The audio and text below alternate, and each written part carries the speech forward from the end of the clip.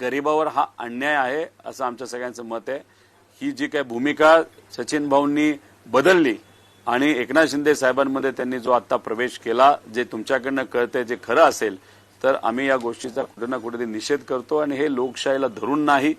हे जर चालत राहिलं तर लोकांचा विश्वास लोकशाहीवरनं मतदानावरनं नक्कीच तिथं उडून जाऊ शकतो अशी भीती आम्हाला वाटते। पण एक लेवल नंतर असंही होऊ शकतं, लोकांचा उद्रेकच इतका वाढेल की उद्या जाऊन नवीन चेहऱ्यांना लोक निवडून देतील अशी भावना सुद्धा आमच्या सगळ्यांच्या मध्ये आल्याशिवाय राहत नाही।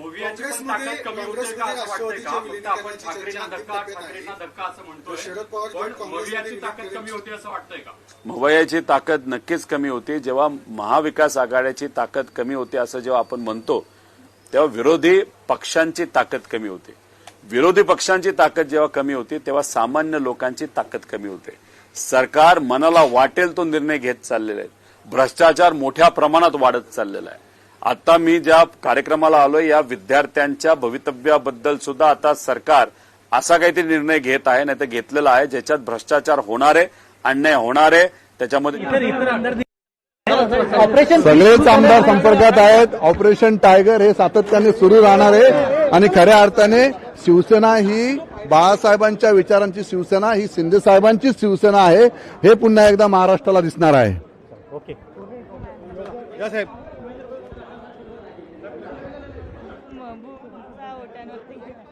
जातोय नाहीतर मित्र पक्षाकडनं केला जातोय महायुतीच्या। त्यामुळे उद्या जाऊन असे काही निर्णय सरकारकडनं घेतले जातील या दमावर, या आमदारांच्या आणि खासदारांच्या दमावर, जे लोकशाहीला अतिशय घातक असेल। आणि उद्या जाऊन जर हे यशस्वी ठरलं तर संविधान या देशामध्ये राहील 2029 नंतर, असं काही आम्हाला वाटत नाही। पक्षाविषयी सातत्यानं चर्चा घडून आल्या। आजच बातमी आली की 2 गट निर्माण झाले। काँग्रेसमध्ये जायचं एकाला वाटतं आणि दुसऱ्याला वाटतं सत्तेत सहभागी व्हायचं। कोण करतं हे नेमकं काय ठरवून चाललंय? खरं तर अशी आमच्या पक्षामध्ये कुठंच तिथं चर्चा नाहीये। शेवटी चर्चा ही सातत्याने त्या ठिकाणी फक्त माध्यमांवर नाहीतर काही प्रमाणात सत्तेत असणारे जे नेते आहेत त्यांच्या माध्यमातून तिथं केली जाते।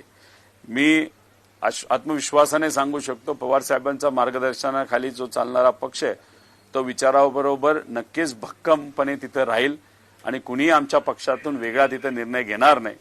पक्षाच्या बाबतीत जसं मी आश्वासित तुम्हा सर्वांना केलं तसं मी माझ्याबद्दल तिथं बोलू शकतो।